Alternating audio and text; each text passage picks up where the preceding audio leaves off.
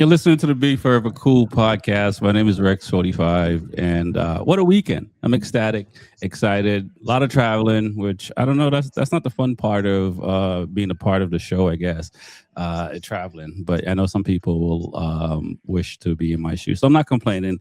It's just it's a lot of work to make this thing work for you guys and bring all this content that we're doing, especially now going to MotoAmerica rounds and all that fun stuff. So very excited about that. We got a really big show tonight because we had World Superbike, MotoGP, MotoAmerica. We had club racing going on as well, and all type of craziness. And so this show is going to be all over the place because we got to talk about one of the big things up front once we get into the show. But let me do this before I introduce the guys. Like we always do, I want to thank the listeners, the subscribers, all the folks that are engaging and commenting and all that fun stuff, that are seeing us at these events and saying what's up. We can't thank you enough. And so definitely go to the website, become a member by signing up on the website. It costs you $1, and you can get some really cool stuff. We got some really cool things planned down the line as well to give the folks that are subscribers on our Patreon some cool insights. You never know. You might even get to come on the show and chop it up with Lewis or Reese or TJ. Anything is possible, to quote the great Kevin Garnett. So also, go to Woodcraft Technology, and mention Rexy or Be Forever Cool. Got the QR code right there. That also will get you some cool parts. They got some new clip-ons. They got rear sets. If you're in racing or street riding and you like to go fast and have your knees up to your chest, you need some Woodcraft parts. Also, Pirelli tire. I know Reese can't talk about Pirelli yet, but we're gonna get him some Pirelli tires for his street bike. We'll just put like a D on the side of it or something like that, so he doesn't get anything like that. But check out my guy Mark 10 at Mark 10 Motorsports and get the hookup. My name is X45. Let's get this thing going. TJ, man, welcome to the show. How you doing tonight, man? I'm doing great. Can't complain. We had a good weekend with racing. It was hectic, but all serious race that we watched, and there's so much on, and I was ready to watch it. But I had a fun-filled weekend myself. Went to a graduation on a Saturday, and then on Sunday did a ride for the wounded veterans. So that was a eventful day, long day of riding. So try to get racing and watching while that was going on. So it was a long but good weekend. Nice. And how are you gotten over the fact that the Celtics are no longer in the playoffs and the playoffs are looking the way they're looking? Oh yeah, that's all behind me. Ain't got no teams, and the Bruins lost, Patriots lost, Celtics lost. So it's bike season now. Well, the weather's good and there's motorcycles, so there you go. That's right. It doesn't get too bad worse than that. Lewis, man, welcome to the show. How you doing tonight, man? I'm doing good, man. Doing good. Interesting weekend. Good seeing you out at the track. It's always good to run into you. I always have a good time when we meet up at the track. Good seeing Reese out there. We're just missing one member of the crew that didn't make it out to Barber, but at some point, all four of us will be at the same spot at the same time. You know what I'm saying? At some point, we just, the moons have to align. But all in all, it was a great weekend. We had a successful weekend for the most part. We'll talk about the unsuccessful part in a bit.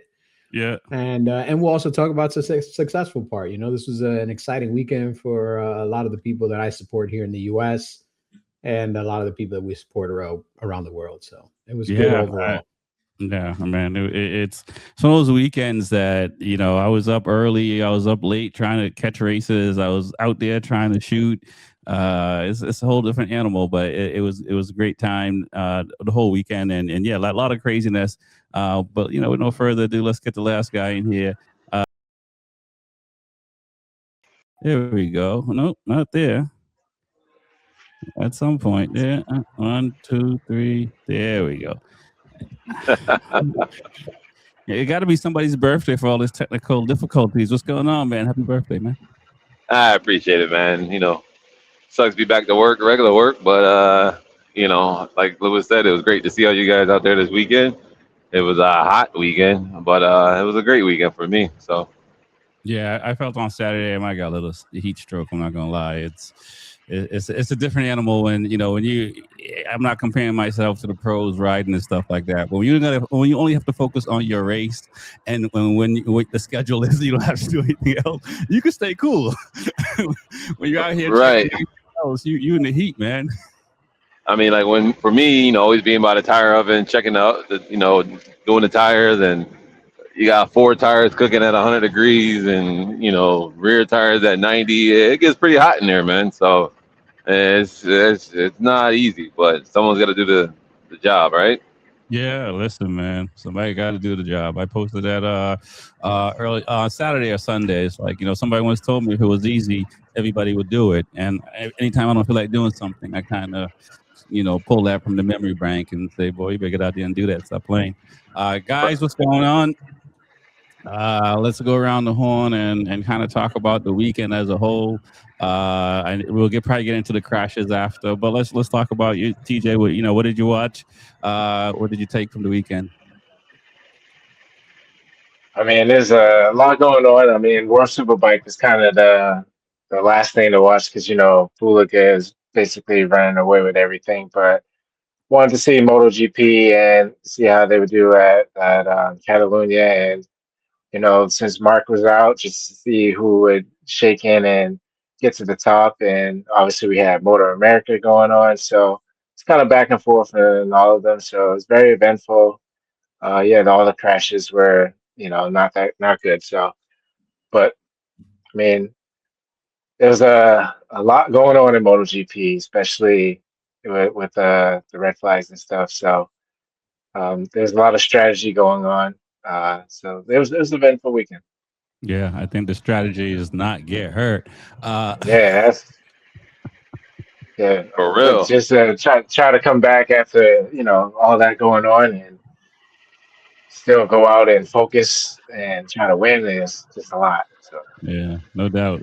What are your thoughts, Reese, man? I mean, I know you were working, so I don't know how much of MotoGP and World Superbike you were able to get away from. So, yeah, is it all Moto America for you, or were you able to get a little bit of MotoGP in?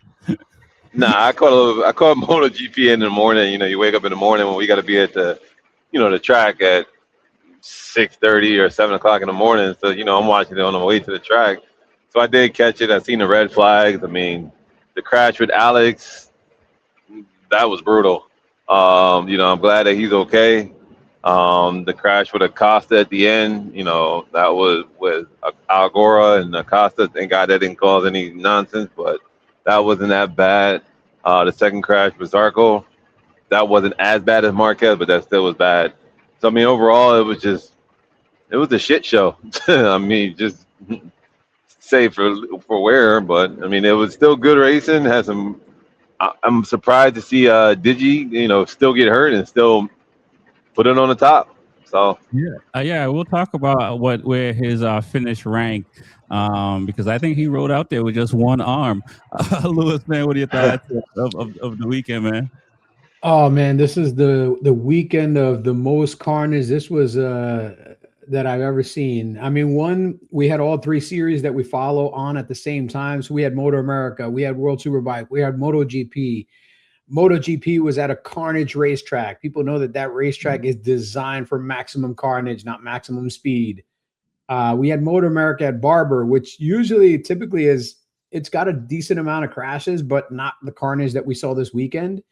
And then we had World Superbike, that typically is the series that has the most carnage, and they still had some carnage, but compared to the other two series this weekend, they had the least amount of carnage while still having a decent amount of carnage. So right. It was an interesting weekend for corner workers and medical staff, and I tip my hat to them, because with as many crashes that we saw this weekend and as many horrific things that we saw this weekend, so far, it looks like none of the riders are going to suffer any long-term, hopefully, ill effects. Watching Alex Marquez walk out of a hospital was an amazing thing to see. Seeing some of the updates from like MotoAmerica riders that had horrific crashes, seeing them updates on their Instagram and social media that they're doing well. Even Danilo Petrucci kind of reaching out. He's not in great shape, but it looks like he's going to be fine.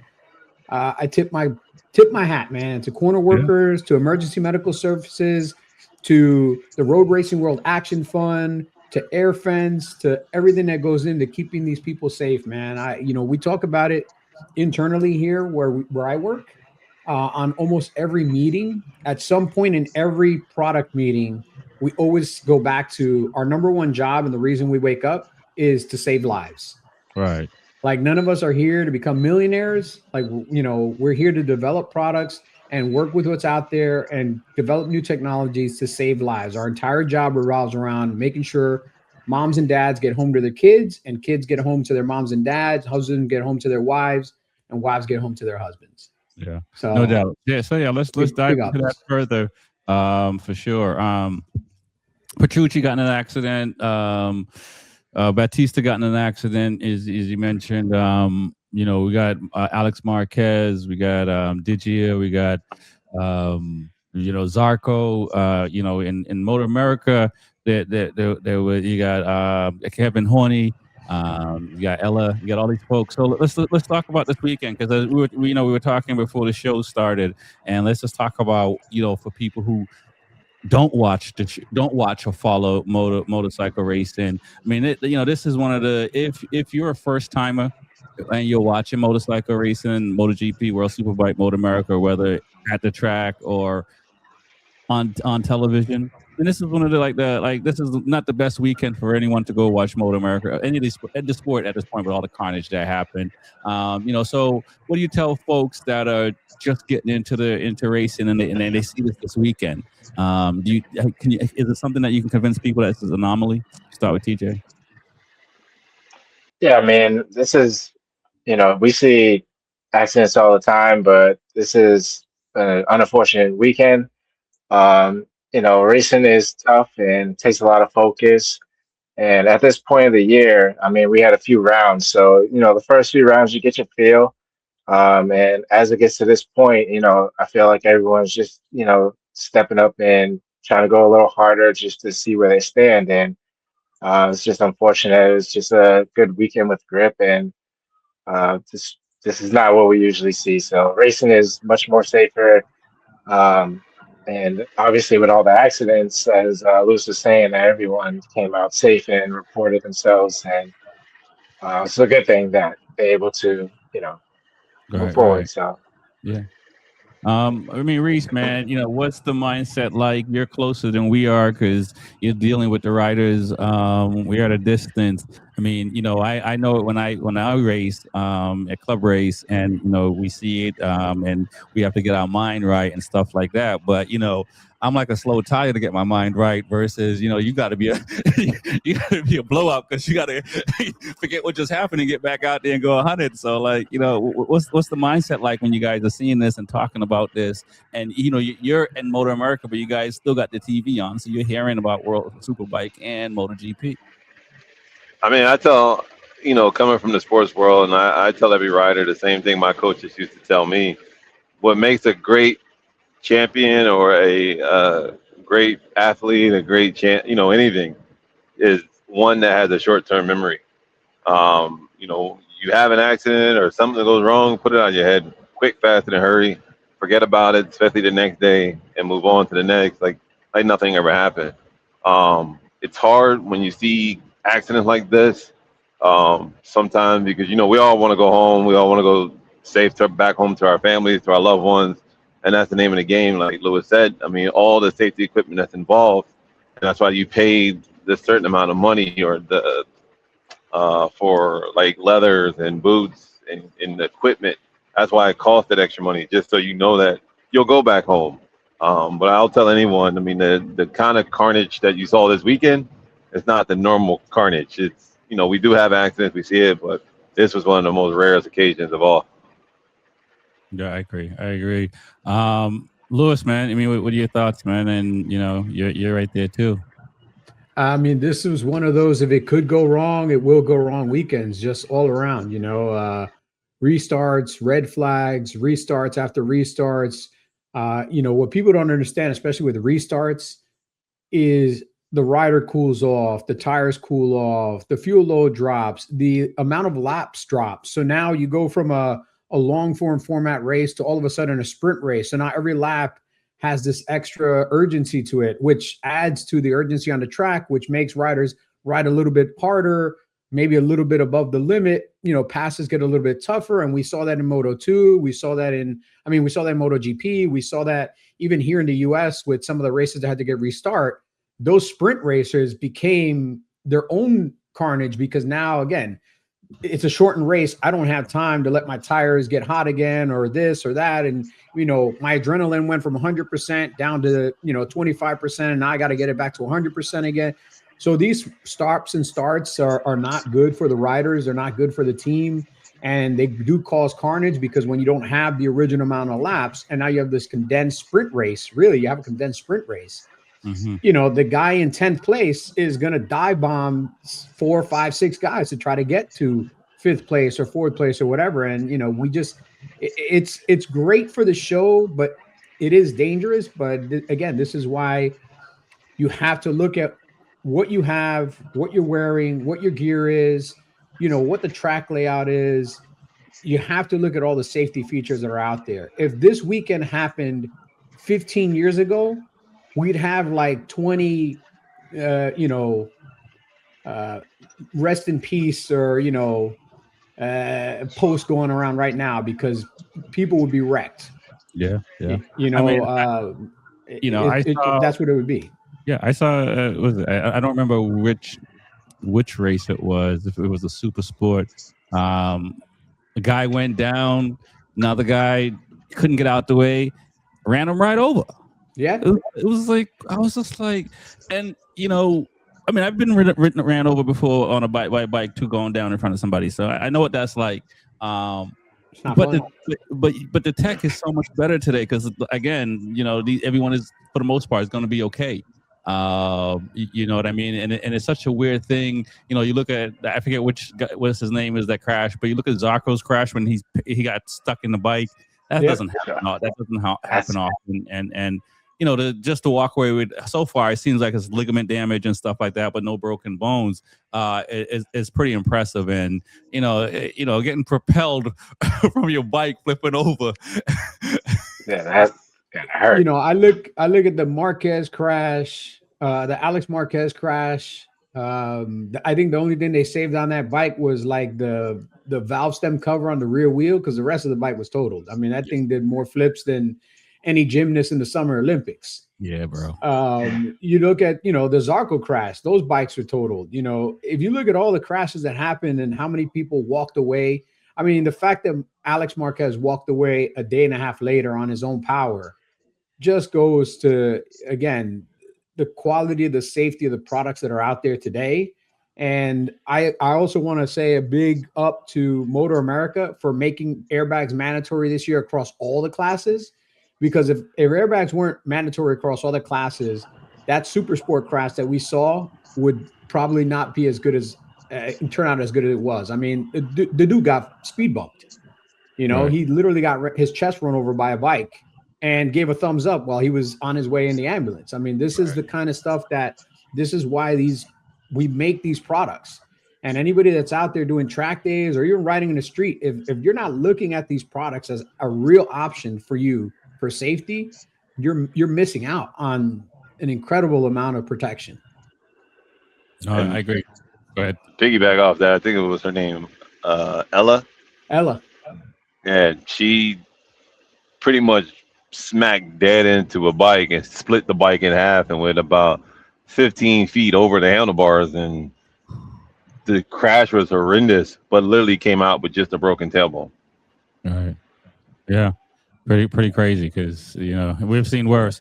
Enough of the crash and the crash. Let's talk about MotoGP. The reason why we show up, and some of you guys make a living from it.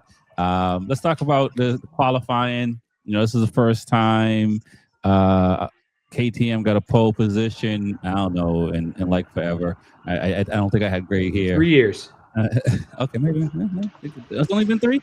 Okay. Yeah, I think it was 3 years. The last pole position was Pole Asparagus. I mean, Yeah, Alicia Asparagus.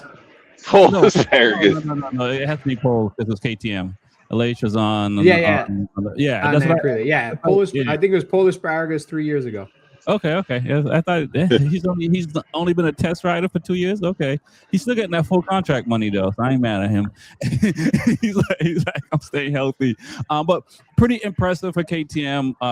For Costa. Costa's been hungry all season. I mean, I think this year he's done a much better job at staying on the bike, but he's still riding like mare to the limit. So to see a guy where we thought it might have been I thought it might have been one of the pro years. Um, to see KTM get the pole position, to see Morbidelli find his way. What are your thoughts, TJ, on Q2? Hey, Yeah, quick it's correction. 2024, Pedro Acosta was the last pole position. So it's been 2 years since their last pole position. Okay. oh man, yeah, KTM started to look really good this weekend. I mean, it was good to see that the way Pedro's been riding that, you know, that he's able to get pole. Yeah, it was a fight. It was back and forth, like even before the qualifying, just the practice, just leading up to it. It was good to see Morbidelli up there that he hasn't been around talked about in a while. I mean, and I wanted to see the usuals like Jorge Martin and Bezzecchi, but they were for sure having some trouble. Those are prayers. But to see Pedro Costa up there, I was hoping that he get his first win. But a lot of things changed. A lot of things change, man. Reese, man, excuse me. What are your thoughts on Q2? Morbidelli, Alex Marquez, Fernandez. Fernandez was somebody I didn't think would have been up there because he's been kind of up and down since the beginning of the season. So it was good to see him and qualify fourth on the grid. I was. I mean, when I got the chance to see Q2, I didn't get the chance to see like all of it, but the stuff that I did get to see, I mean, it was great to see Morbidelli up there. I mean, he's one of the rarest breeds I thought it would ever be up there. Costa really taking initiative and putting that bike up on pole. That was great. It was nice to see him, do well. Like TJ said, one day I would like to see him get his win. So I know it's coming. But it was good to see some non-usual suspects. It was good to see some new faces up there and actually see people doing a good job on this, taking advantage of where they can. Take the mute off. I did say it was coming. These guys are going to start to figure out their situation there and start to chase some of these guys down. Lewis, man, I mean, we got two Yamahas and got the Q2, two KTMs in Q2. Not the usual Ducati suspect in Q2, but nonetheless, it's the most mix we've had of all the manufacturers. Yeah, this is a mix of I don't know what the hell happened this weekend, man. I don't know how some of these guys ended up where they're at. I don't know if it's the carnage of people crashing or whatever, but one, it sucks because I didn't pick any of these people on my my betting board. So that screwed up my weekend again. Alex Marquez had been kind of disappeared since the first round in Europe. So I didn't expect him to do anything. Pedro Costa has been pretty consistently trying to battle up at the front. So I kind of knew he'd be there. The Gian Antonio, same thing. We've seen him be the most consistent Ducati rider this year. But Raul Fernandez is another one, pulled the, rabbit out of his ass. Like he had been nowhere for the last couple of races. It had been a gura. And all of a sudden, did they put the wrong sticker on the wrong bike and he was riding a Gura's bike and they swapped? I don't know, dude.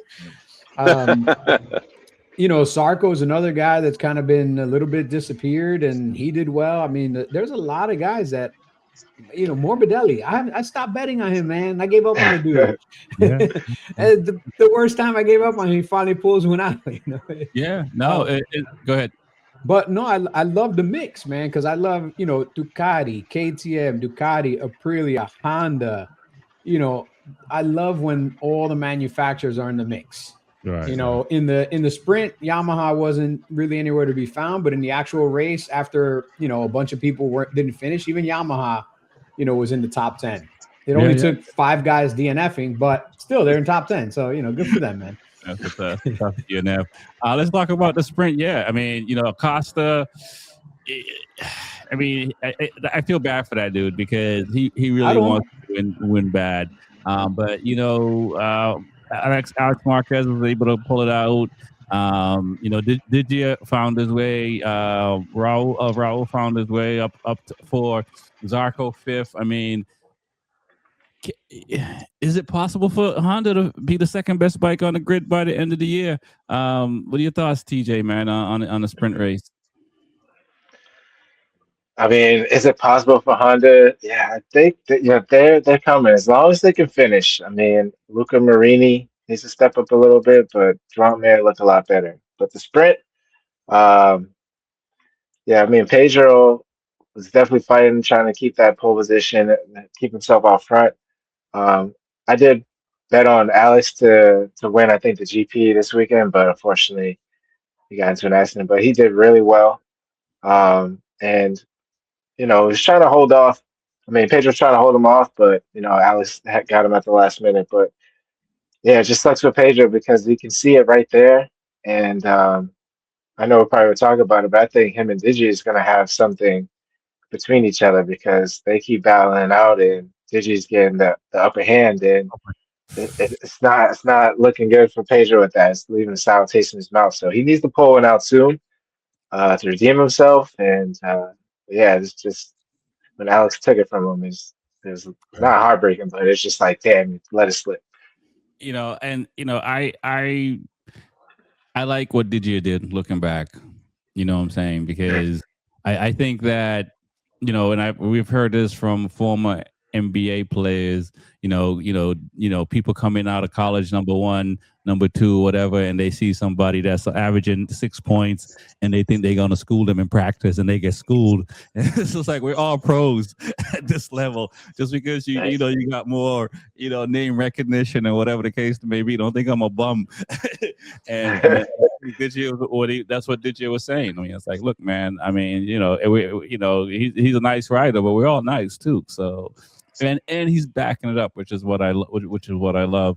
I mean, Lewis, man, what are your thoughts, man? I mean, is it, is it going to continue to be like this, the mix up, or is it just Ducati's going to figure it out? Because, I didn't realize. I know I said Morbidelli was on a 24, but he's actually on a 25 bike apparently. Mm-hmm. You know what I mean? And so they're starting to figure it out a little bit. But what are your thoughts on the sprint? I mean, I enjoyed the sprint. I thought the sprint had all the sprints have a lot of action because they're sprint races. There's only so many laps. You can't really wait for your tires to drop off much. You can't really wait for the fuel load to go down because you're pretty much starting with a half fuel load anyway, just to try to keep the weight down. So it's, there's a sense of urgency. It's not like you can go out there and wait until somebody's tire drops or wait until your tires come in or this, you've got this many laps, go out there and do what you can. And, we kind of see it there where guys that normally in a regular race would drop off towards the end or have bad starts and kind of have to work their way. Here it's, 100% from the gate, and you have to maintain that constant push the entire time. There was a little bit of carnage in the sprint, but that I enjoyed, honestly. I thought it was interesting carnage. Right. But the mix was great. From 1st to 10th, you have almost every single manufacturer. You have a couple of factory teams. You have a bunch of satellite teams, and you have a mix of, everybody in the paddock. If you got Spaniards, you got Italians, you've got French, you've got Asian. Everybody's in there, man. Everybody's got, an opportunity. And I mean, realistically, there was 3 or 4 guys that could have won the race. It just Alex Marquez was able to squeak it out. Right. And I don't feel bad for Pedro Acosta. He's still getting a check. He's not getting the first place check, but he's still getting a check. And his day will come. But if his day doesn't come, that wouldn't be too bad either, because he can say I'm the greatest racer to never win a race. Yeah. I mean, Should VR46 Academy do everything, or Ducati do everything to keep Gian Antonio for the next couple of years, or Nah, he's out. it's just, He's out. you know what I mean? Because he as he say, he's repping the yellow flag. He's out. There's no Digi next year. Him and Acosta are not swapping positions, but he's going to KTM. Okay, all right, no doubt. So let's talk about the main race. You know, we know the crashes happened, the restarts, and all that. Let's talk about Martin and Raul's crash. Racing incident. That's what it was ruled as. Massimo was mad at Rivia, saying, "I don't know what he walked up and said. Well, he's, check your boy." I mean, it was a quick, he said like 3 words, and Davide just kind of gave him the and turned and kept it moving. Was Martin being a little bit overzealous in that race? Start with TJ. Yeah, I think so. It's definitely a racing incident. I mean, like, this track anyway is very hard to pass, and if you do, it's gonna have to be a tight one. That corner that Raul went up under, I think Martin just ran a little bit wide, but he cut back so tight, So when that happens, I mean, we've seen that I think a couple of years ago with Mark and Pecco. It's just.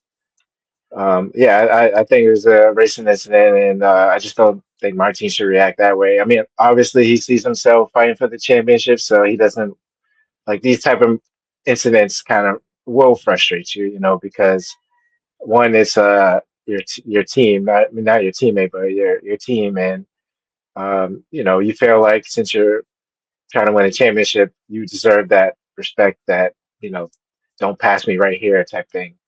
Unless it's clean, but at the end,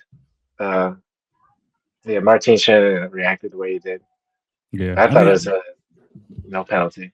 Yeah, what are your thoughts, Lewis? Man, I mean, I thought that Martin, put himself in a bad position. He didn't give enough room. He's a bitch.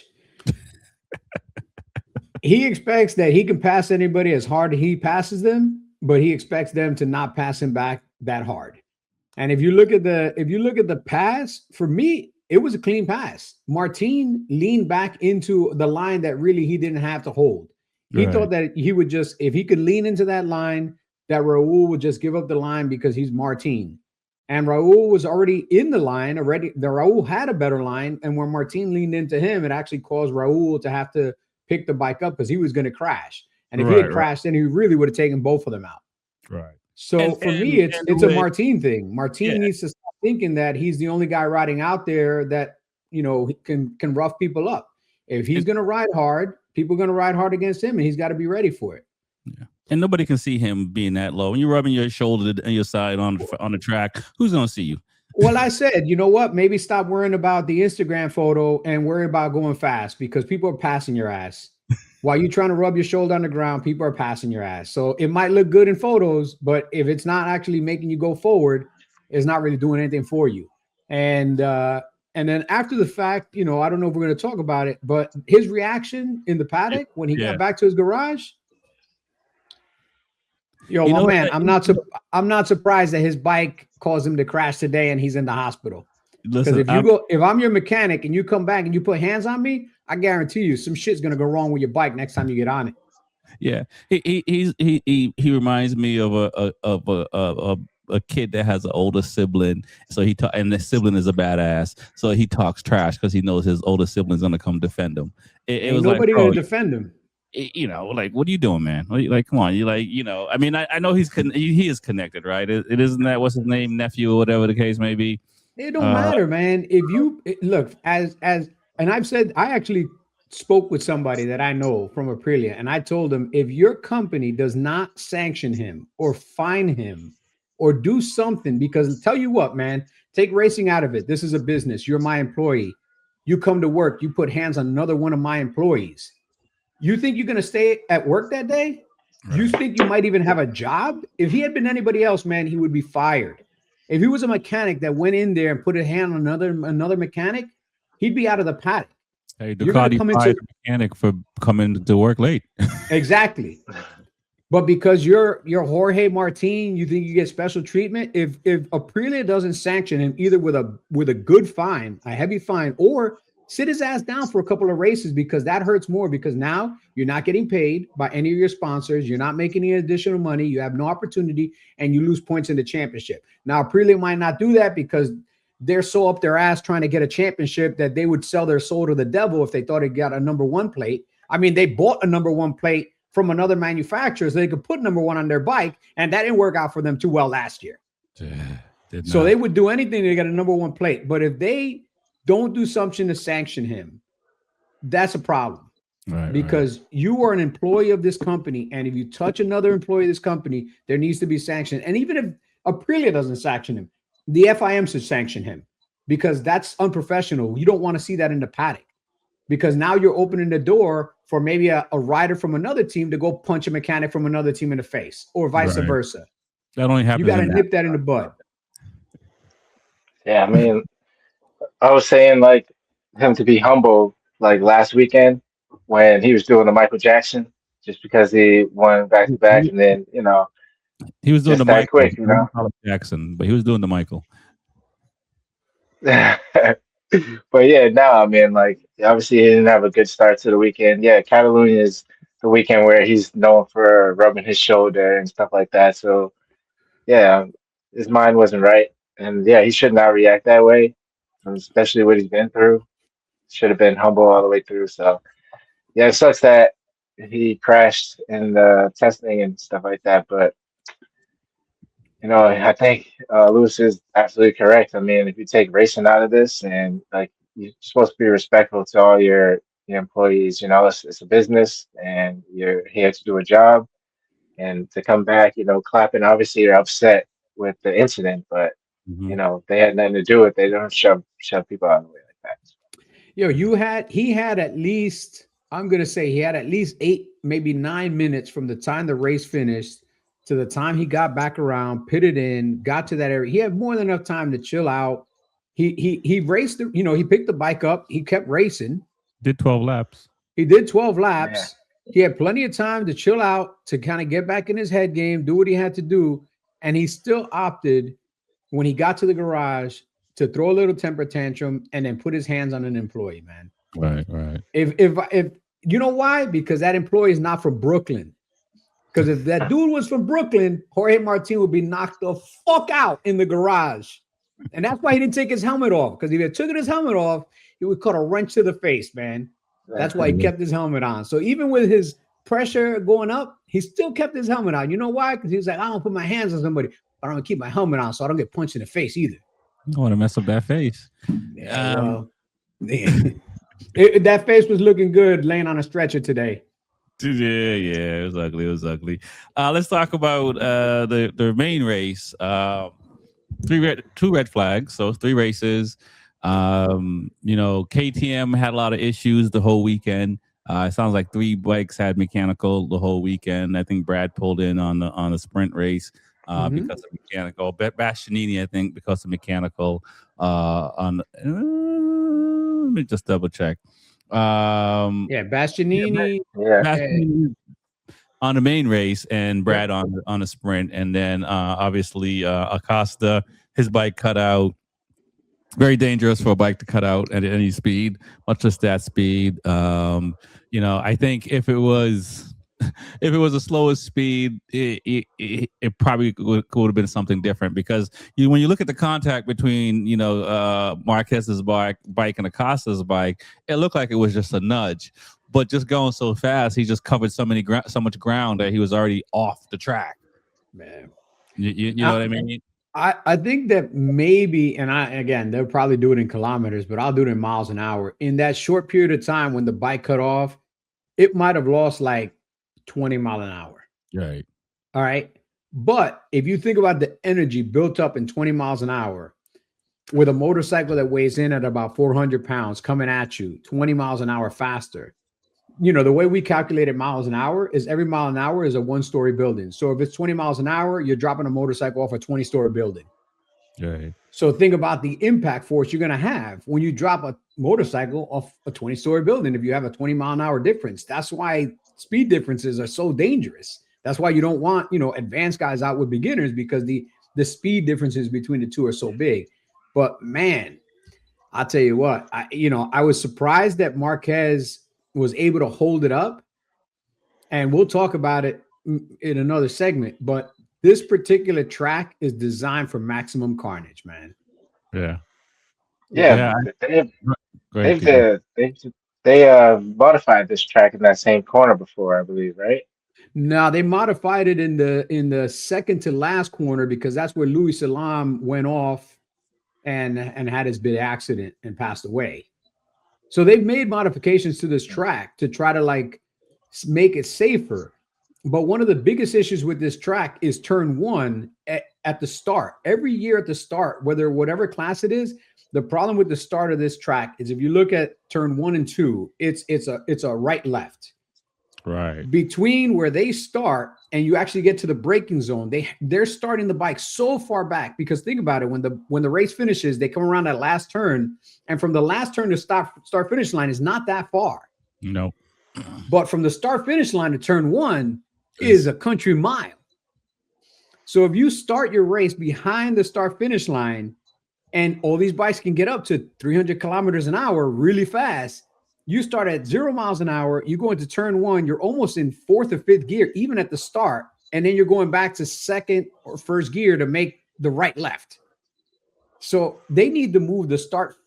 They can keep the start finish line there, but they need to move the start of the bikes closer to that first turn. So guys aren't going in there in 5th gear. Maybe they get up to 3rd gear and they back it down to 2nd, and they work through first and turn 1 and turn 2. No, they make it a rolling start. Yeah, that would be interesting. Where would the car go though? Because the car's not going to outride unless you got a Formula One car as the pace car. Right, that's true. That's a good point. But then again, Liberty Media owns Formula One. Maybe that's a solution.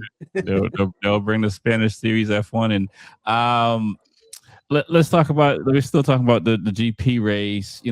I brought the accident up to more or less saying, like, Acosta had almost a flawless weekend, pole position. I mean, he finished 2nd, but that's the best that it's the best the KTM has been running, and to lose it.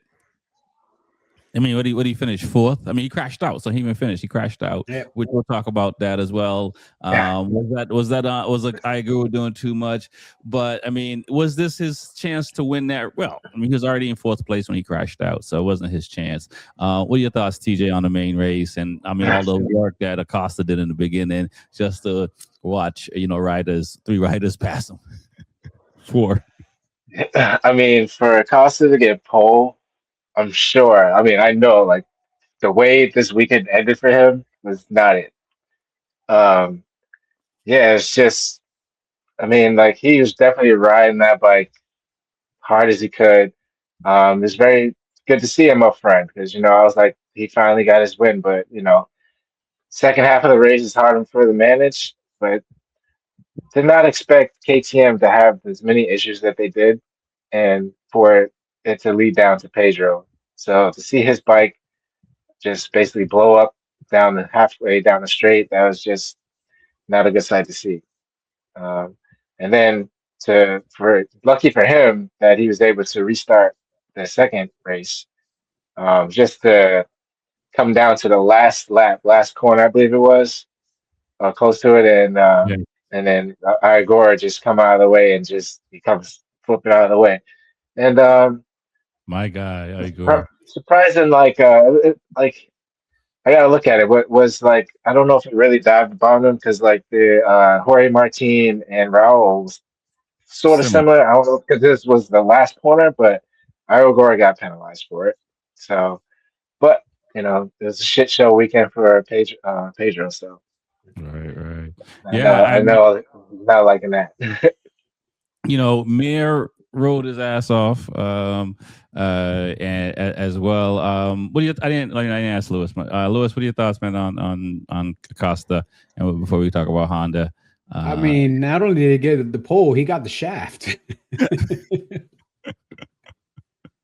I mean, I've never, he he did so good to get pole, and it was I think 0.3 of a second was his final difference between him and second place when he got the pole.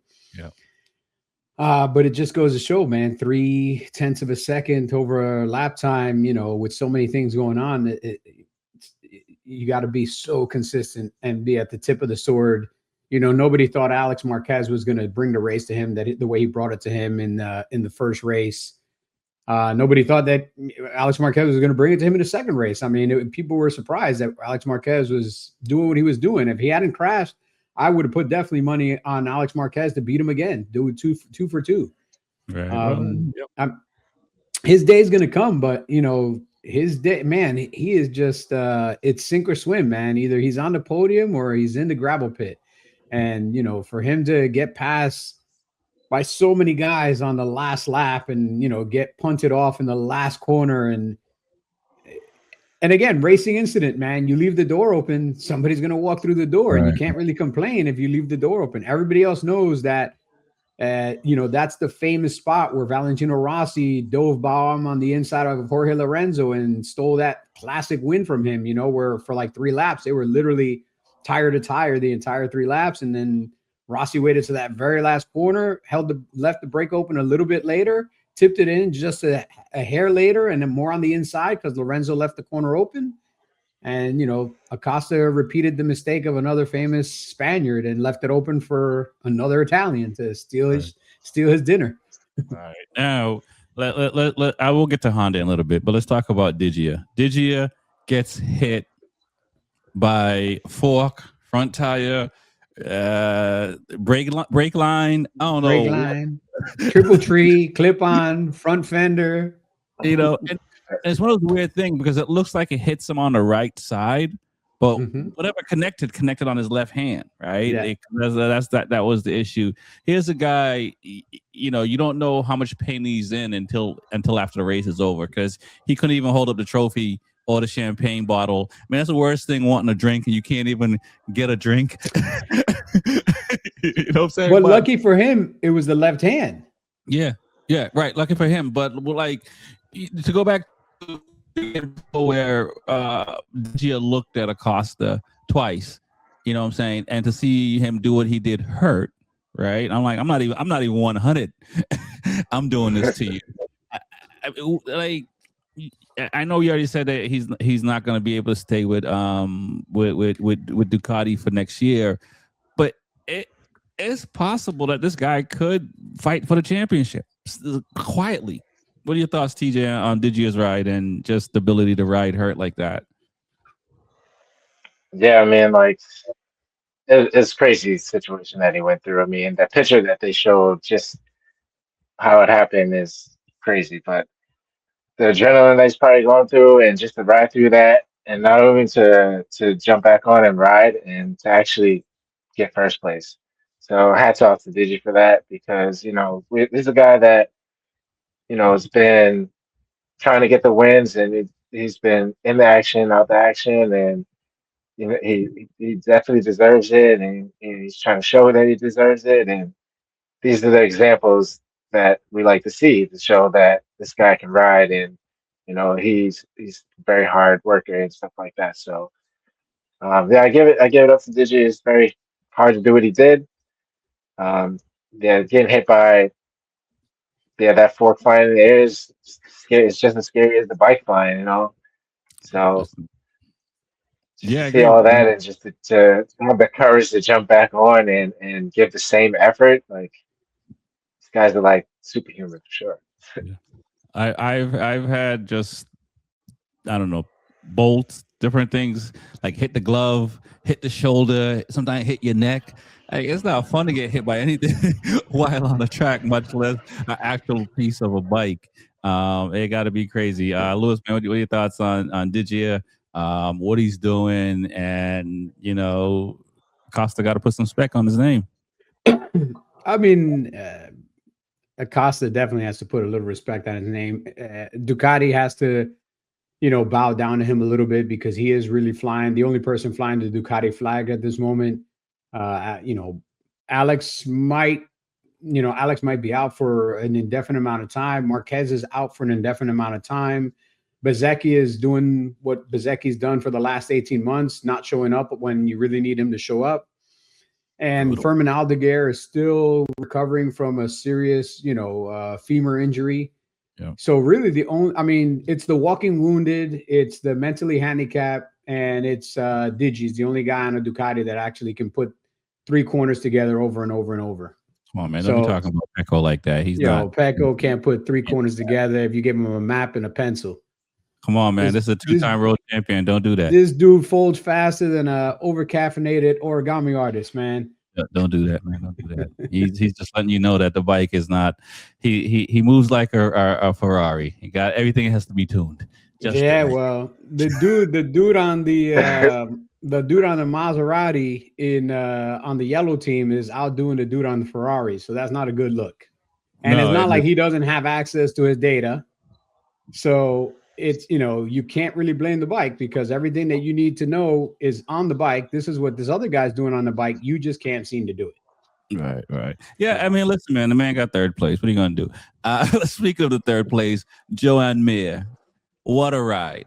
This guy was like, look, I'm going to do like I do all the time. I'm either getting on a podium or we putting this thing in a box. What do you think? We'll start with you, Reese. What do you think of Joe Mir's ride? I mean, he did get penalized 16 seconds, which is ungodly. What's going on there? But what are your thoughts of Mir's ride?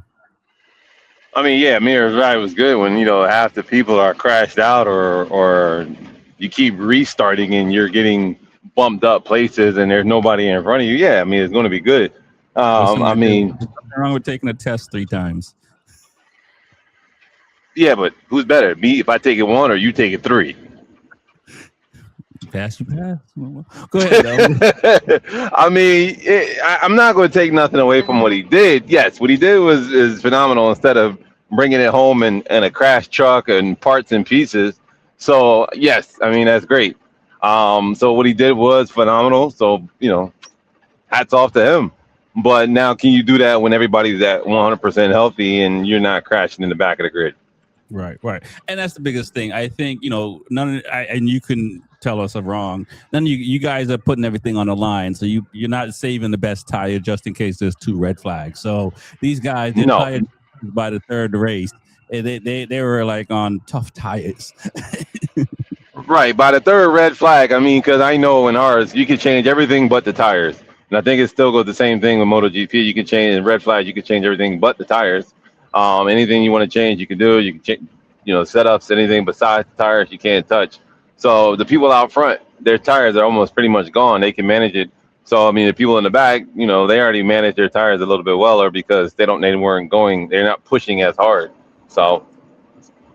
Yeah, I think it was a little different. I don't remember if it was the first restart or second restart, they could change their tires. But I think when Zarco crashed, I think it was still considered a full restart.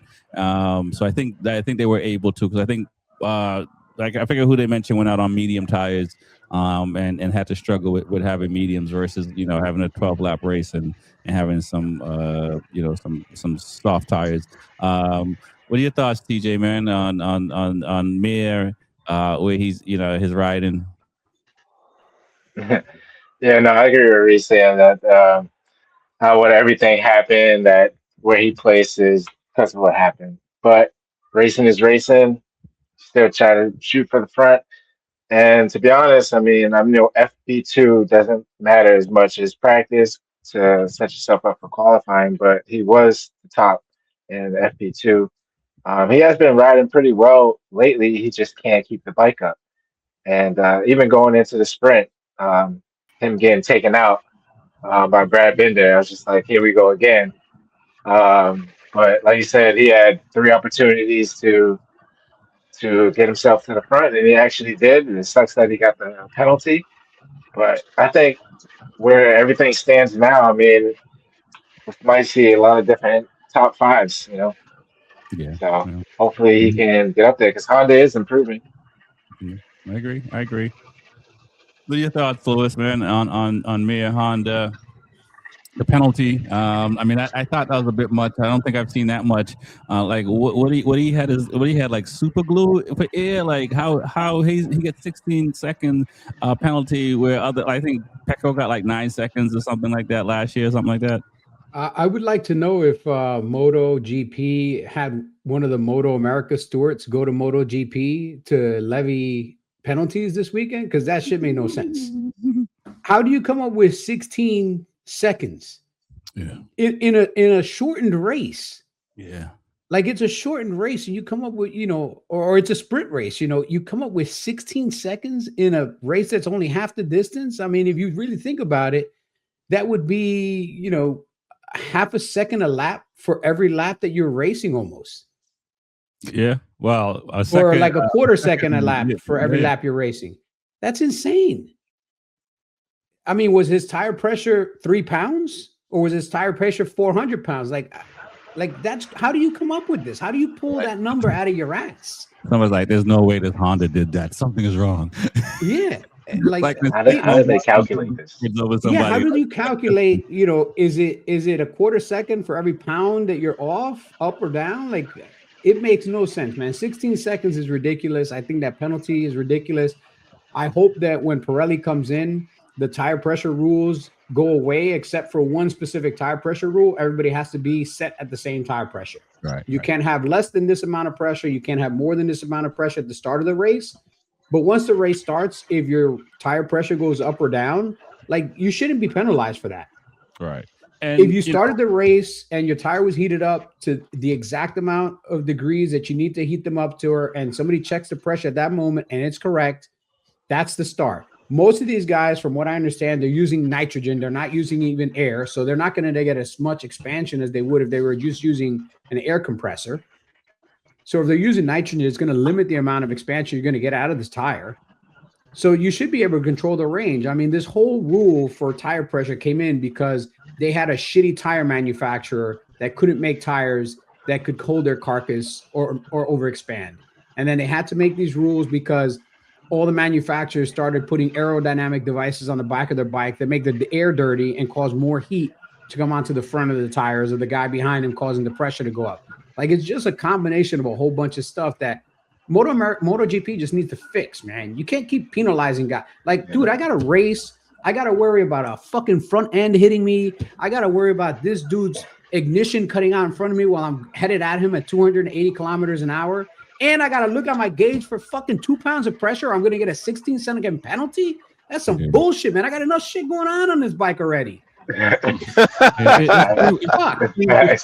It's pretty wild. And you gotta look at the pit board. And you gotta look. Well, the pit board is the easiest part. If it was just the pit board, I'm good with it. But bro, I'm looking at this button, that button. This light's gonna come off. Oh, I got a pit warning. Now I got a communicator going on because they want to send me information that I got a pit. I got a penalty. I got a long lap. Come on, bro. I'm here to race motorcycles. Yeah, now they want to put radios in their helmets. Yeah, that needs to go away. You think they're gonna? What do you think about Agura's penalty? Right, because they didn't find anything wrong with Raul and Martin. Agura got punished for taking out Acosta.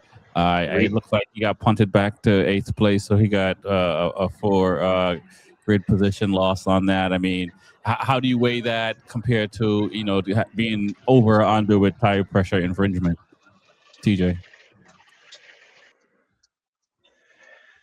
I don't know how it must be like the sequence of the race or something. Like, I don't know how they come up with these rules. Like, certain things happen on another rider, it's still not the same result. Like, we've seen Raul and Martin, and then obviously Pedro and Agora.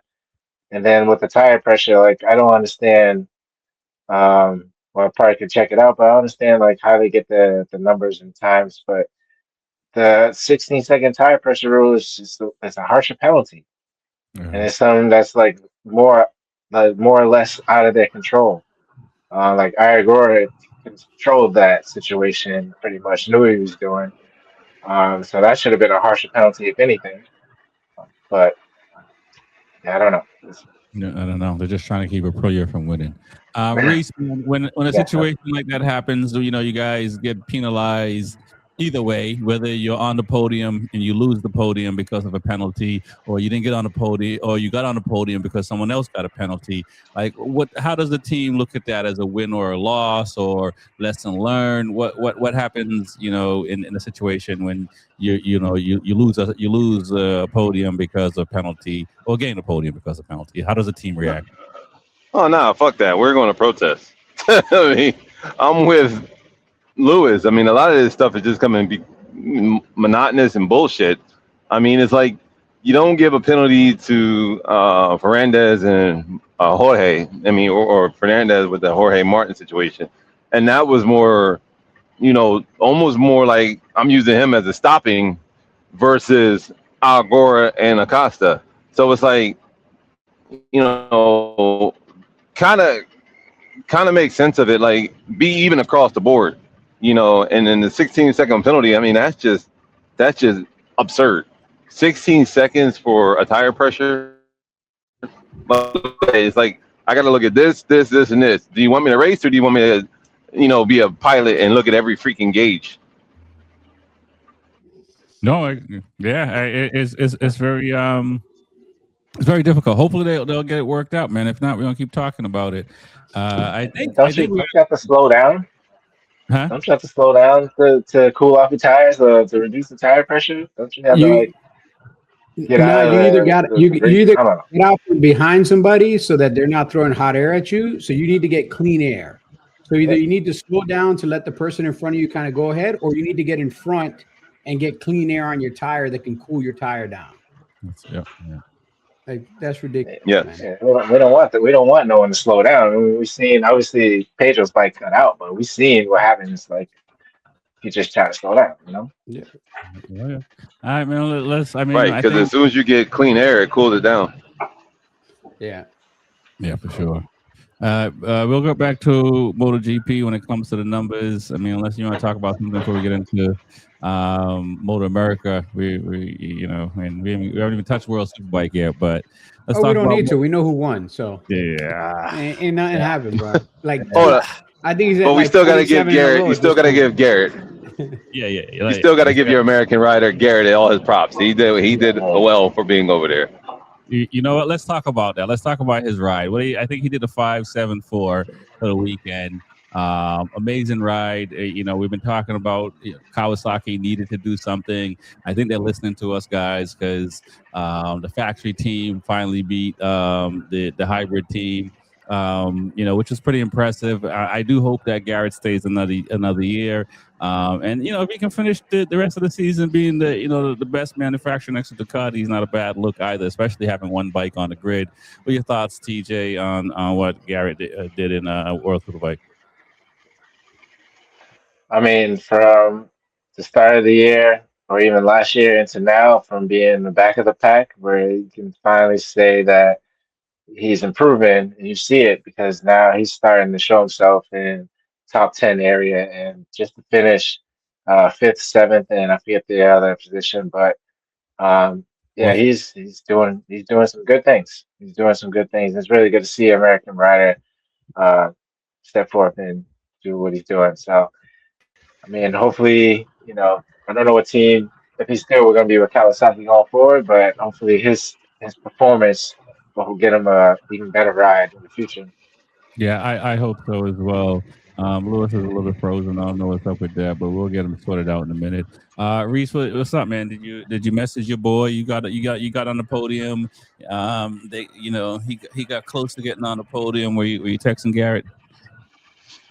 I haven't tested Gary yet, but I sure enough will come in here soon to say congrats, and because he did wish me a happy birthday, so I do got to send a message back out to him. Congratulations on that, on putting that bike in the top 5 and doing what he did. I mean, he did get P1 in one of the sessions, so to do that and be struggling and now putting it up there in the top 10 is very impressive. I didn't see the race, but I did see some of the highlights. I had a lot of words from other people on what he did.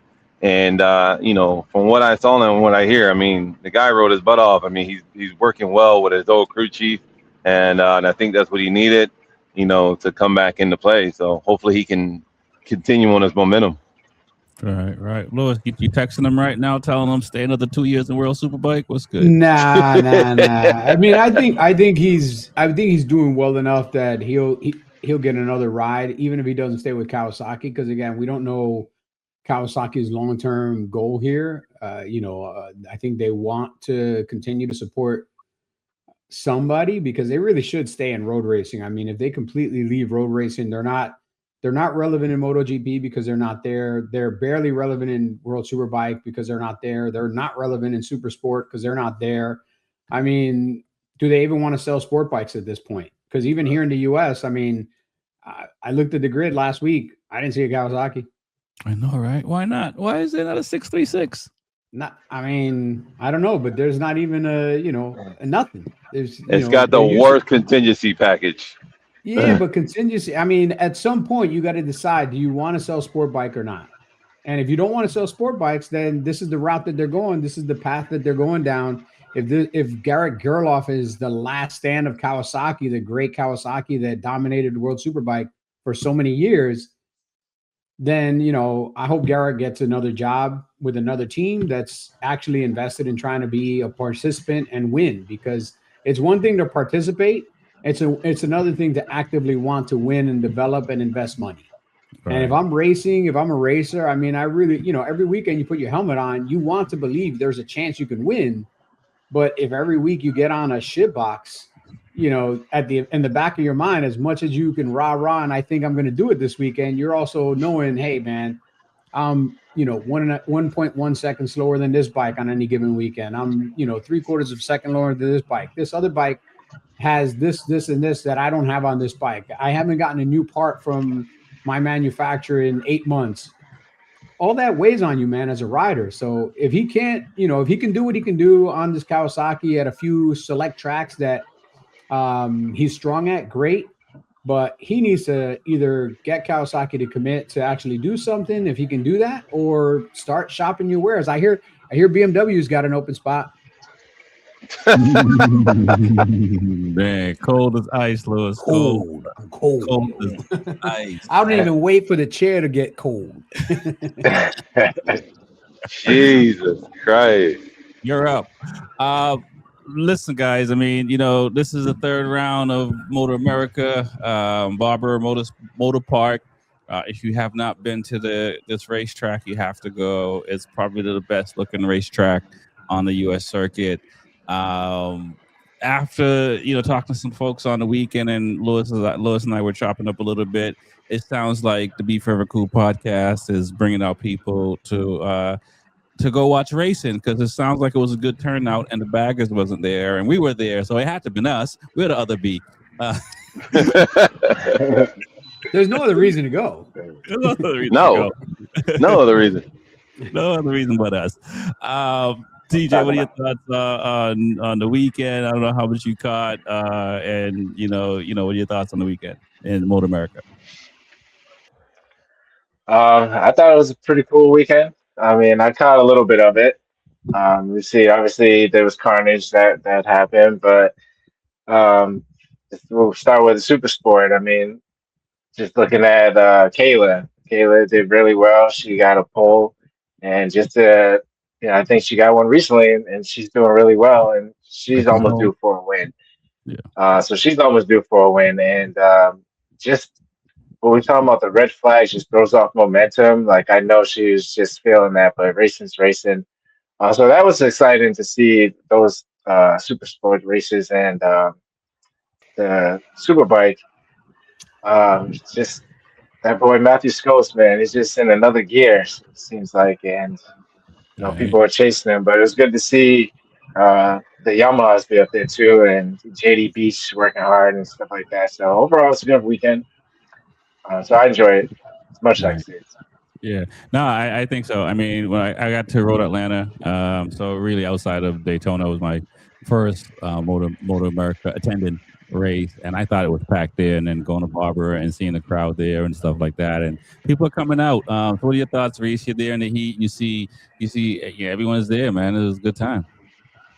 Yeah, it was good times. I mean, I looked across the way into the tree line that everybody hides out in, and that tree line on Saturday was, I mean, it was long. I mean, Saturday it looked more for Saturday than Sunday, but I know Saturday was packed, and then Sunday had a good turnout too.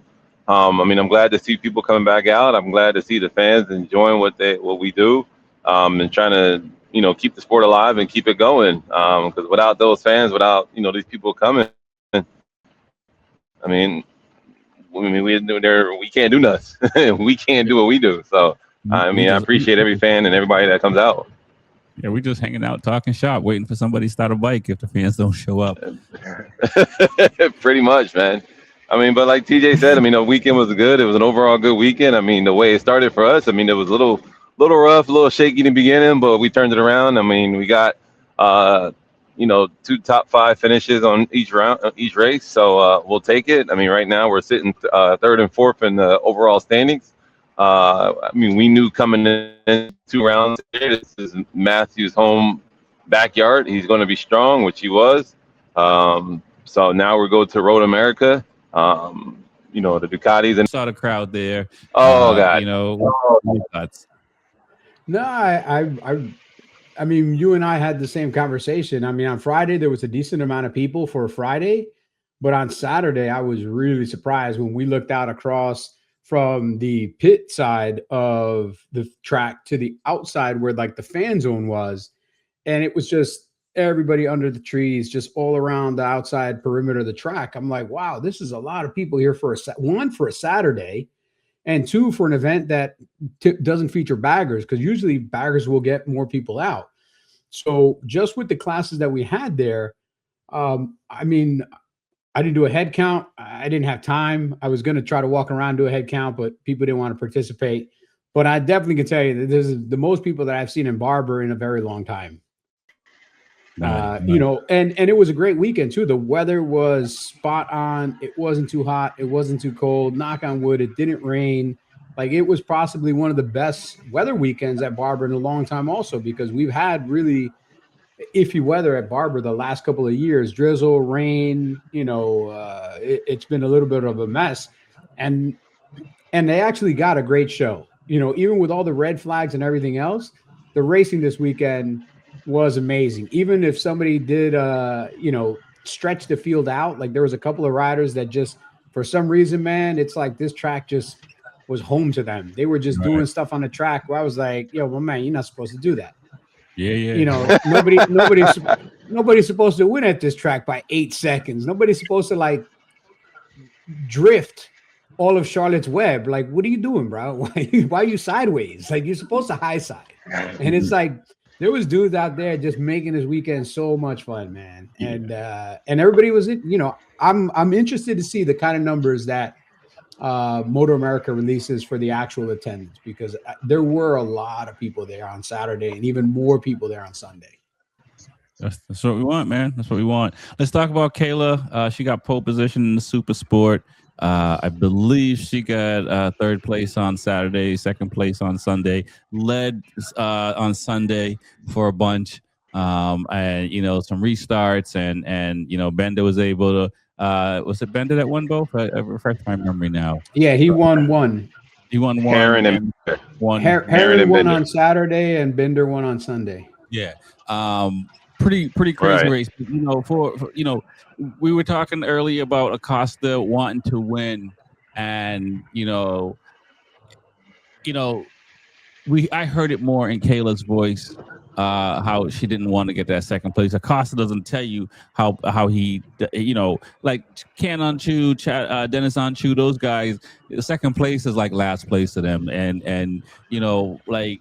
What does it mean for Kayla getting 2 pole positions in a row, and fighting? I mean, we talked about last year when she was top 6. Like her next step would be to be where she's at now, and she's doing that. So, what are your thoughts, TJ, on her getting pole position? And like, she's a force, and she's 18. Yeah, I was about to say she's 18 years old, and she's getting pole position.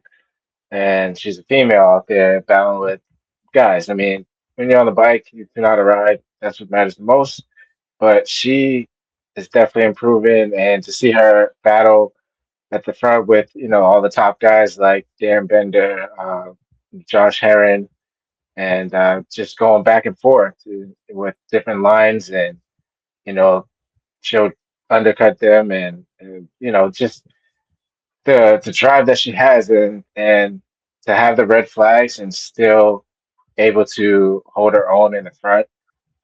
Yeah, with the drafting and stuff that pulled it back a little bit, but still able to come out with the podium on the podium. So overall, really great to see that, and it's good for the sport.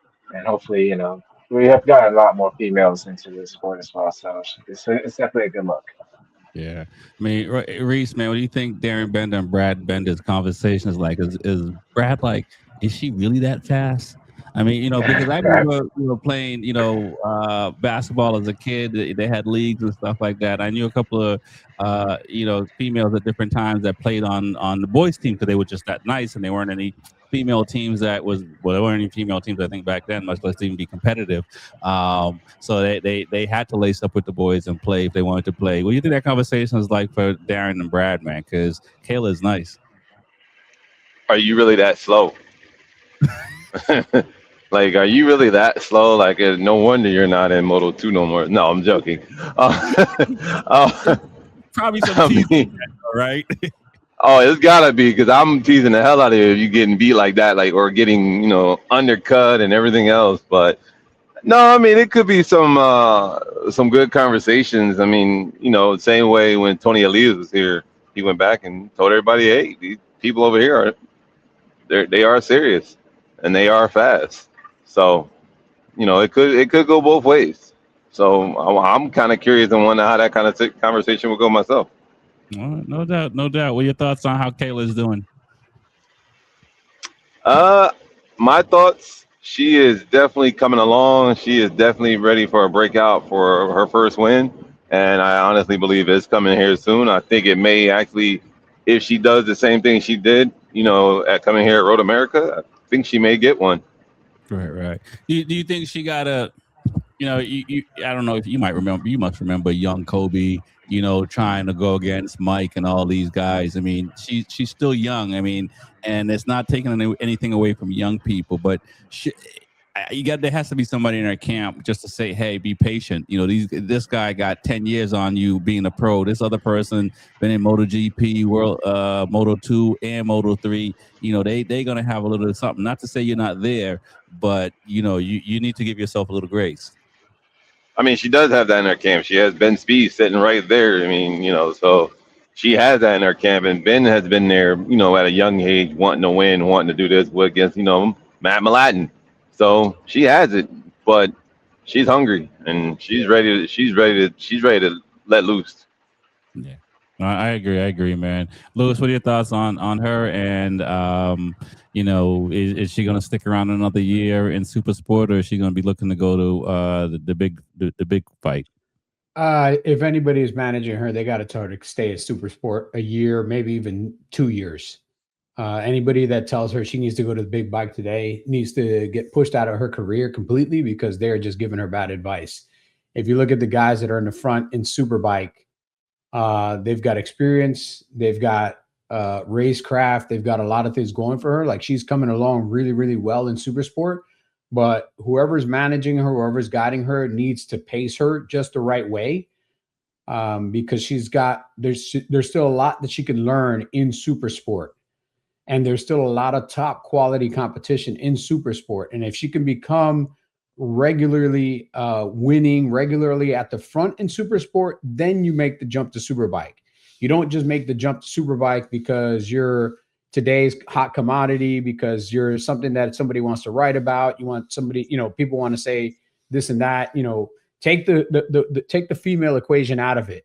If she was any other rider, if she was a guy, and she would only finished on the podium for the first time this weekend, let's say, even though she finished in the podium a couple of times last year, you've had maybe like 4 or 5 podium finishes in Super Sport in the 2 years that you've been there.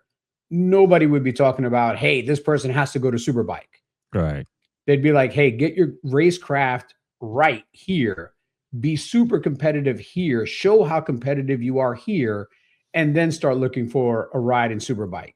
And so, I like to look at everybody on the same page. So take the female equation out of it. If she was just another guy on a super sport, nobody would be telling her, hey, let's try to get her on a Superbike right away. You look at somebody like Ty Scott. Ty Scott has been in super sport now so long that his porn mustache is actually coming back into style. All right. And that dude can ride. You can. And if anybody should have made a jump from super sport to Superbike, is him. But because he's on a Gixxer that's not super competitive, people sometimes overlook the quality of rider is. The dude can ride the wheels off a bike. He just hasn't had the opportunity to get on a Superbike.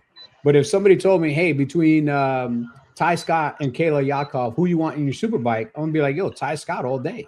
He's got more experience. He's got more pedigree. He's been doing it longer. He can jump to Superbike and probably be competitive on the right bike pretty quickly. Yeah. And this is what you got to look at. You just got to take the female. I know everybody wants to jump on that because it's a novelty, but she's not a novelty, man. She's a talent. And she's got to ride like a talent. She's got to prove herself just like anyone else as a talent and then go to Superbike. And when she goes to Superbike, it's got to be with the right team, man. It can't be with just anybody that offers her a Superbike ride because we see how that destroys careers, man. There's a couple of guys in Superbike right now that are on complete shitbox rides. And you know that these guys can ride, but they can't even get through the weekend without flipping off their bike or their bike trying to kill them. Or they can't make a corner because it starts chattering in turn 1. It doesn't stop chattering until turn 7. They call him by Christine because it's trying to kill him. Yeah. Straight. So exactly. So don't rush to leave a great team to go on an awkward team just because you want to go to Superbike. Stay with the Ray Hall team. She's going to get great experience there. She's going to get way better at her racecraft. She's going to win some races. There's no doubt about it, dude. She's going to win some races. I mean, if she keeps going the way she's going now, I would even put some money down that she has an opportunity to win the Daytona next year. Oh, wow. I mean, she finished on the thing. So hold it. It's under here. It's underneath my mat. Hold on. Oh, come on, man. You need a shovel. It's further than that. It's further than that, man. We want the whole bag. I got to go under the table for that. You mentioned Ty Scott, amazing rider. We love seeing him at Loudon when he's been there. What a finish! I mean, it was only third for him and Heron, but what a finish! If there was nobody there to see that race, Heron would have said he won. Did you see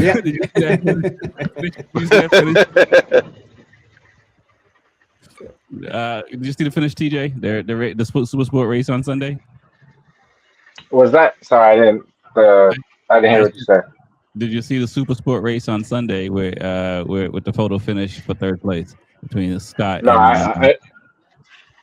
I didn't see I didn't see the race too. I mean, I saw the highlights, but I didn't see the finish. Yeah, whoever had the longer spring arm won. What are your thoughts, Reese, on that on the race on Sunday? It was very impressive. I mean, Bender was a good battle. I mean, that whole Super Sport race was top notch from Kayla to Darren to Heron to Ty Scott. I mean, that was a show. That was hella impressive. I was out there watching it on the screen, and I'm like, Jesus Christ, they're back and forth all the way. Yeah. I think it's gonna be a good season. Yeah. I think so too. I mean, I think it's really it's going to be a really great season, and the battle back and forth between those riders. I mean, I got to say for Heron, and you see it in the experience because he's a guy that made mistakes and kept it cool and still was able to fight for the podium. Where I think some of these other riders, they made mistakes and they dropped further back. Yeah, I mean, Heron has the experience, like we said. It's his championship to lose. I mean, but the way Darren Bender's riding, I mean, he's making a statement right now. I'm taking your lunch money. Exactly. He's like, I'm coming to take this money and take this championship home. I can't win it over here in Moto2 or MotoGP, so I'm going to win it here. Yeah. It's interesting, when you just want to win. Louis, what are your thoughts on that finish, the race too? The finish was, every photo finish is always great to see. Ty Scott came from a long way back at the end of that race, man. Like people don't realize, like my man was not like a second behind Josh Herrin. He was like a country mile behind Josh Herrin. Like nobody really thought he was going to close the gap and be able to take third. And for him to close the gap, finally get in there, the very last, long left-hander, set himself up and win more than anything else, win the dash from the last corner to the line on a GSXR that's 18 years old against a brand new Ducati V2. Maybe that mustache gave him a little bit of extra, 1/2 horsepower. I don't know what it is, but I love the fact that he was able to battle and compete, and the entire super sport class was great. And I also got to tip my hat to Darren Binder, because you got to remember, this is a guy, yes, he's very fast and everything else. It's the first time he's riding this track, dude. Yeah. You're talking about Josh Herrin that's ridden this track for like 72 years. This track is, I think, a few hours from his family's compound. So this is probably the track. This track and that Road Atlanta might be the two tracks that he's ridden more than any other tracks in the world. And here comes but Darren. Never ridden on those tires neither. And never ridden on those tires, never been to this track, on a new team, on a new bike, everything else, and fighting for the podium day one. Right. So once this guy kind of sorts out a couple of things, I mean, he's no slouch. He didn't come here from Moto2 as like the worst Moto2 rider. I mean, he wasn't the best at the end, but he wasn't on great teams. Right. But there's a reason why he was in Moto3 and Moto2 and MotoGP. Dude could ride. Yeah. And from what I can tell, I haven't met him in person, but like he seems like a humble dude. He seems like he's walking around and he'll chop it up with people. He's not being standoffish or anything like that, which, if I was in MotoGP, Moto2 and all that, you'll be carrying me around like, Dave Chappelle did a P. Diddy skit. Yo, there's people in the hooligans class in MotoAmerica that walk around like that, like, yo, my man, I can't talk to you. My man, you riding a shitbox hooligan bike, man. You better relax. The only time you've been on a MotoGP grid is when somebody gave you a pit pass. Like this dude's actually been on a MotoGP in his leathers on a bike, so you need to just chill out. And same thing, I saw him walking around. People would walk up to him, super personable, take pictures. They throw a mic in front of him. He's more than happy to talk about, how happy he is here to be in the U.S. It's a different experience, different way of life, blah, blah, blah. Like, it's great to see something like that, man. So I hope the dude keeps putting it together week after week, because he just adds an extra spice. Maybe this is the guy that keeps Josh Herrin from just running away with it and actually keeps him honest the entire year. Yeah, I think it's going to be him and Kayla for sure. Maybe even Scott, because, all it takes is one of these podium to change, to fight, put a little bit more energy in that battery of yours. You know what I'm saying?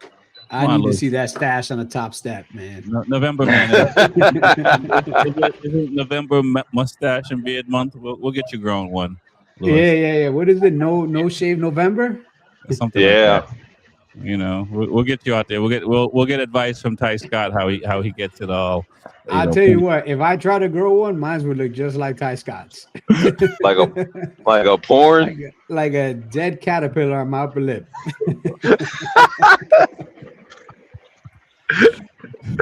Yo, harsh. I did hear Tyler talk about some of the restrictions that the Suzuki had at this track. I don't know how much that affected, but I know everyone has their restrictions.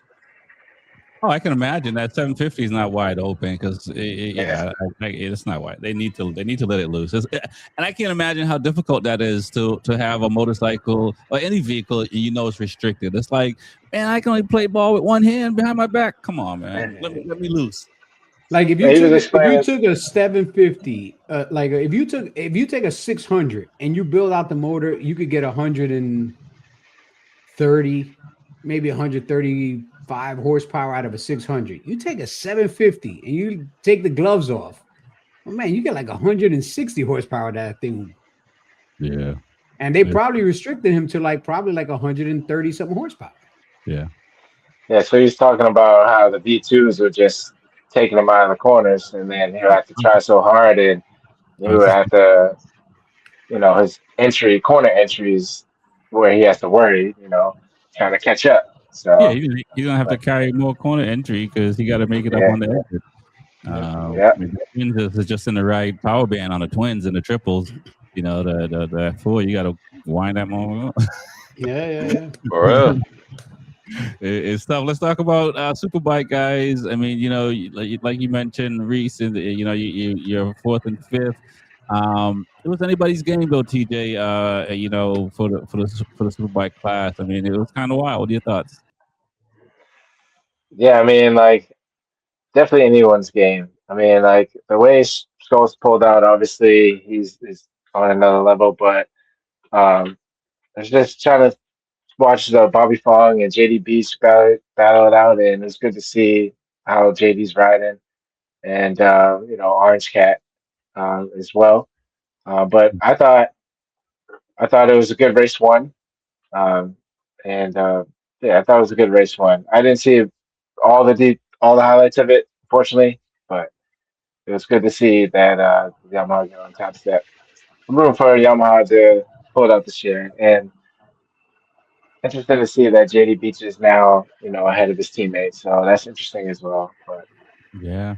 I mean, what's up with that race, man? I mean, it's tricky. We talked about a little bit before the season start. Bobby came in last year. Didn't think we in the beginning of the season, didn't know he'll be fighting for the championship.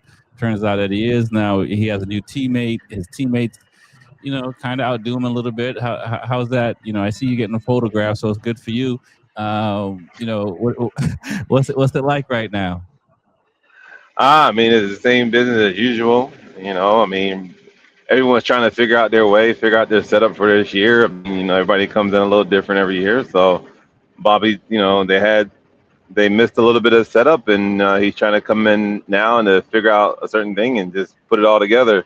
JD figured out something that he can do, and him and the crew chief is working really well together. So we'll see what happens here. I mean, we're like, correction, we are sitting 3 and 4 in the championship. My So bad. we'll take it. We'll take that. Okay, all right, that's what's up. Lewis, what did Reese get wrong in all what he just said? No, he didn't say anything wrong. I know Bobby's been struggling trying to find the right feel with the 2026 bike. I know there's some changes that were made to the bike that have, taken away some of the strengths that he had last year, and he's trying to work around some of those. I know that he's struggled with front end feel more than anything else this year, even in the preseason and practice. And in testing, I think he's had more issues this year than he had before. He has nothing negative to say about the bike. He just doesn't have the feel that he had last year. And they're trying to find the right setup to make him get comfortable again. Because, Bobby's riding style is very, very unique. He loves to take very small, tight corners. He likes to keep the braking, keep the actual turn as small as possible, as short.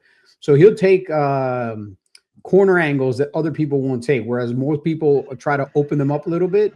He actually tries to reduce the corner, maximum lean, and get right back on a tire, where some people might carry a little bit less lean for a longer period of time. Bobby will go in there on the brakes, try to lean it maximum, get the corner done as quickly as possible, get back on the gas. And if you don't have front end feel, because you're really riding the front end really, really hard to try to make a bike turn like that, you do kind of lose some confidence. And this particular round, I mean, he was doing well, but I think the restart in the one race really screwed him up, because before the restart, he was going pretty strong. And then after the restart, I mean, his tire started spinning in turn 1 and didn't start spinning in turn 5 until turn 5.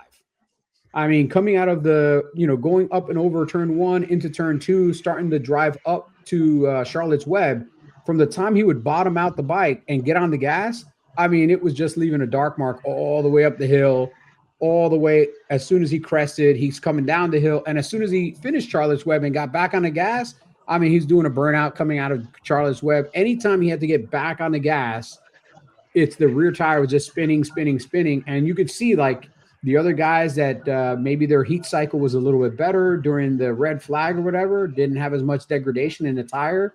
they started to run him down really quickly because he just couldn't get drive out of any of these corners. And again, he's trying to do what he can, but there's no one to blame in that situation. You had to restart. You're using the same tire. You have this, you have that. I mean, it's kind of like you kind of have to, ride the horse that brought you here. And, if it can't make it to the finish line, just try to get it across the finish line in the best spot possible. And that's what he did. He tried to, minimize the damage, get as many points.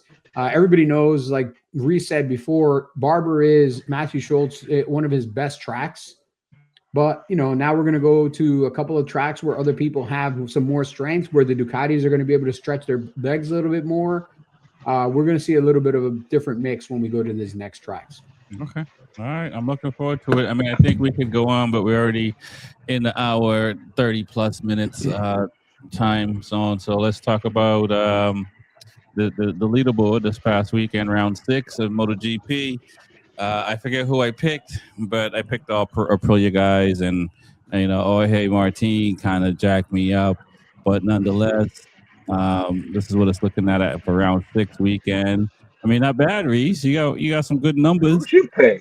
I don't remember what. So you can hear it. You can see who. Here it is. Where we at? Round there, the points. So points don't look too bad. I mean, Reese, at least you get in second place, Reese. There you go. That's what's up. You're at 284 points at the moment. TJ's at 253. Lewis is at 237, and still leading at 317. I'll take it. It's these things can change on a dime. Not bad though, guys. Not bad. We'll see what happens next time. Yeah, I'm sure you got your board out.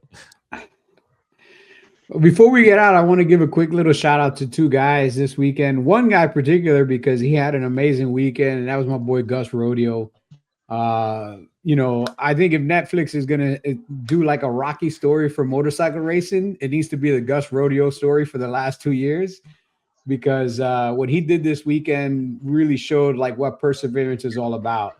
Yeah. For those of you that don't know, he did amazing on the Twins Cup, won the championship on the Twins Cup, everything else. Last year, moved up to Super Sport, and after 2 rounds, he kind of lost his ride, wasn't able to do any more rounds, was out of racing altogether, just doing regional stuff, things like that. Didn't have a package, didn't have a program, went back to his full-time day job, doing wraps and vinyl stickers on cars and doing stickers in general for bikes and stuff like that. And then this off season, he kind of came across a salvage title Street Fighter V2. And when he found out that MotoAmerica was going to allow the Ducati Street Fighter V2 to be a hooligan's bike, he went out and bought this thing at a junkyard with a salvage title, put it together to go racing. And at Daytona, he had a great showing, considering it was his first time really racing the bike ever. And then this weekend here at Barber, I mean, he did the double again on a bike that nobody wanted because it was a salvage title junk bike, with a rider that nobody wanted because he couldn't get a ride. So he put together his own package, went out and did the double, and is showing people that he's got a ton of talent. And I got to be, I would be honest with you, I really enjoyed watching him ride this weekend because, I mean, watching him drift that bike around and doing what he was doing and battling with guys he's never battled before. I mean, he battled with Josh Herron while he was on the electric bike. And that's another crew I want to give a shout out to, man. The Light Fighter guys putting together an electric bike. Nobody gave them even a shot, and they finished pretty well in the second race. They learned a lot between Daytona and the first race. And I think at some of these rounds, you're going to be surprised, man. There might be an electric bike on the top step of the podium. I give those guys, big kudos, and I hope to see what they can do, man. I think it's exciting to have a Ducati, an electric bike, and a Harley all on the same podium. I never thought I would say that in my life. I'll leave it there. I'm done with the analogies for tonight. It was pretty good to see, and it's always, as we've talked about many times, on the show how difficult it is for some riders to get rides, keep rides, and all that stuff. We know riders that want a ride that can't get a ride. So to be able to do that, get a ride, and then turn around and you're winning. Hopefully this turns into something even better for him. I'm looking forward to the next round, and I love them Ducatis. Ducatis. Reese dropped off before we could talk more about that, but he don't want to talk Ducatis anyway. We'll talk more next week about the troubles with the Ducatis in MotoAmerica, because it seems like they're having a tougher time than some of the other manufacturers. But we'll save that for next week. My name is Rex 45. It's the Be Forever Cool podcast. We got TJ with 2 wheels and coffee. We got the real Luis Ortega, the numbers guy. We got Reese with a Taki Yamaha. It's his birthday, so he could be blowing out a cake or something like that wherever he's at in the world. Peace. Peace.